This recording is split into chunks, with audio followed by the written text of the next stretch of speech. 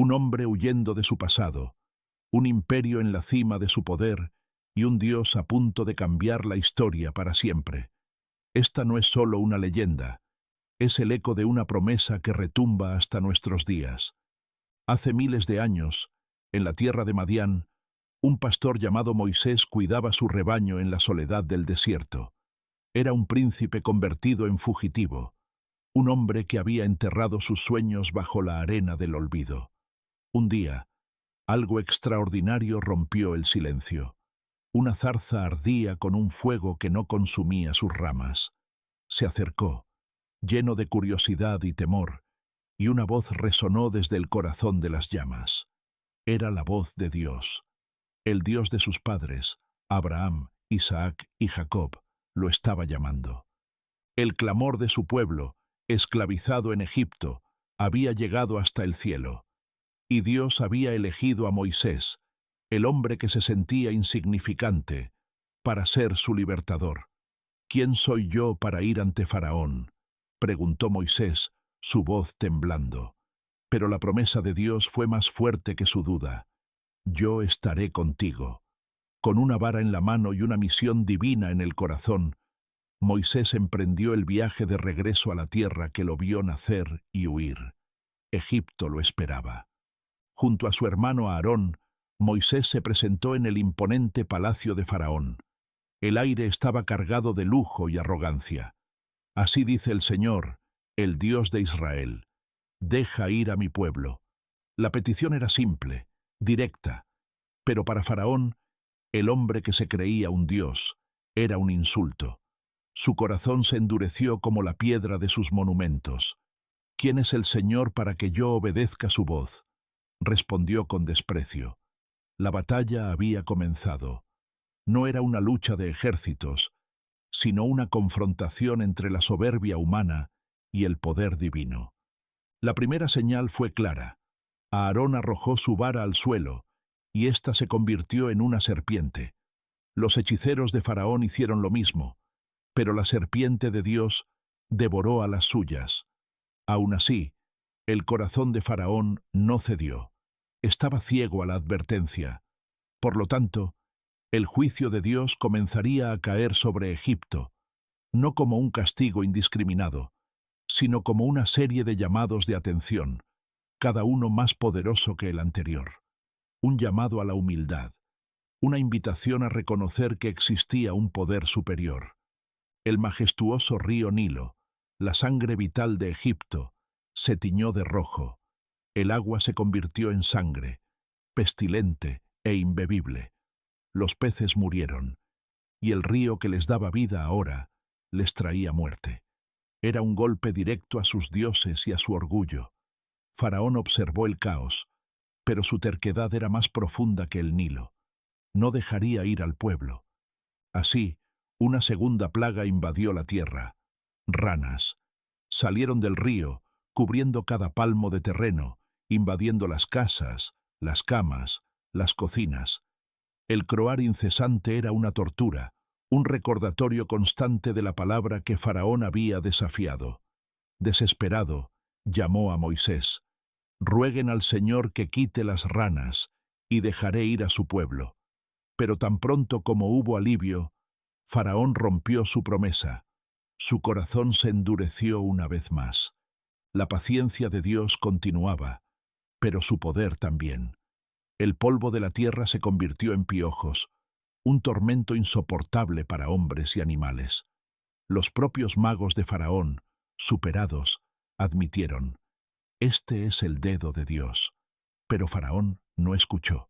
Por lo tanto, enjambres de moscas llenaron las casas de los egipcios, mientras la tierra de Gosén, donde vivían los israelitas, permanecía intacta. Una clara distinción. Dios protegía a los suyos. El enfrentamiento escaló. Una terrible plaga cayó sobre el ganado de Egipto. Caballos, asnos, camellos, vacas y ovejas murieron. El ganado de los israelitas, sin embargo, no sufrió ni una sola pérdida. La riqueza de Egipto se desvanecía, pero la soberbia de Faraón permanecía intacta. El mensaje era cada vez más claro, pero sus oídos estaban sordos. A continuación, úlceras purulentas brotaron en la piel de los egipcios, un dolor físico que reflejaba la enfermedad espiritual de su líder. Ni los magos podían presentarse ante Moisés, afligidos por la misma plaga. Cada advertencia era una oportunidad para el arrepentimiento, pero cada oportunidad fue rechazada. Faraón estaba atrapado en su propio orgullo. Entonces, Dios anunció una plaga como ninguna antes. Una tormenta de granizo mezclado con fuego cayó del cielo. Destruyó cosechas, árboles y a cualquiera que estuviera a la intemperie. El estruendo era aterrador, el poder innegable. Nuevamente, la tierra de Gosén fue perdonada. Aterrado, Faraón confesó: «He pecado esta vez. El Señor es justo. Yo y mi pueblo somos los culpables». Prometió liberar a los esclavos. Pero cuando la tormenta cesó, su palabra se desvaneció como el eco del trueno. La devastación continuó. Un viento del este trajo una plaga de langostas que cubrió el cielo, oscureciendo la tierra. Devoraron todo lo verde que el granizo había dejado. Egipto se convirtió en un desierto estéril. Faraón, viendo su nación en ruinas, suplicó perdón una vez más. Y una vez más, tan pronto como las langostas desaparecieron, su corazón volvió a ser de piedra. La novena plaga fue una experiencia aterradora. Una oscuridad tan densa que se podía sentir descendió sobre Egipto durante 3 días. Los egipcios no podían verse unos a otros ni moverse de su lugar. Era una oscuridad física que simbolizaba la ceguera espiritual de su nación. En Gosén, sin embargo, había luz. Era el penúltimo llamado. Faraón, furioso, le gritó a Moisés: «Fuera de mi vista. El día que vuelvas a verme morirás». Moisés respondió con una calma solemne: «Bien has dicho. No volveré a ver tu rostro». El juicio final estaba por llegar. La advertencia más terrible. A la medianoche, el ángel de la muerte pasaría por Egipto, y el primogénito de cada familia, desde el hijo de Faraón hasta el del último siervo, moriría. Solo había una forma de escapar: sacrificar un cordero sin defecto y marcar los dinteles de las puertas con su sangre. Donde el ángel viera la sangre, pasaría de largo.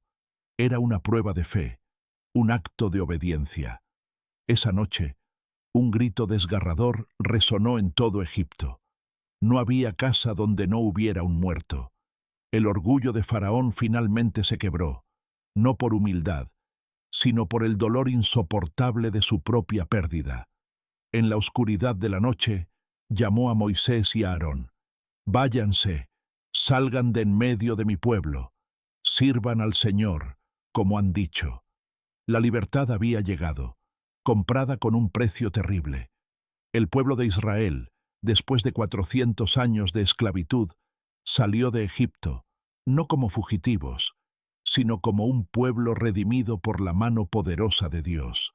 Esta historia no es solo sobre un faraón terco y plagas antiguas. Es sobre nosotros.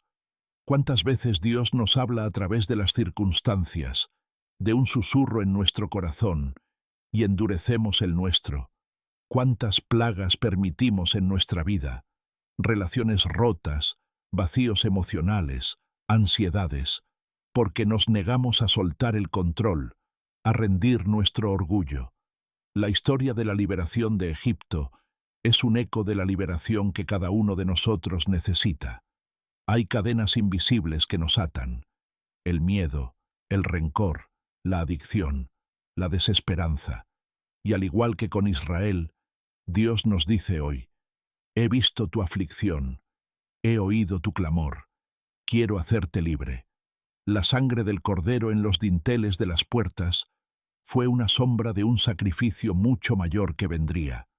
El sacrificio de Jesús, el Cordero de Dios, cuya sangre nos limpia y nos libera de la esclavitud del pecado y la muerte.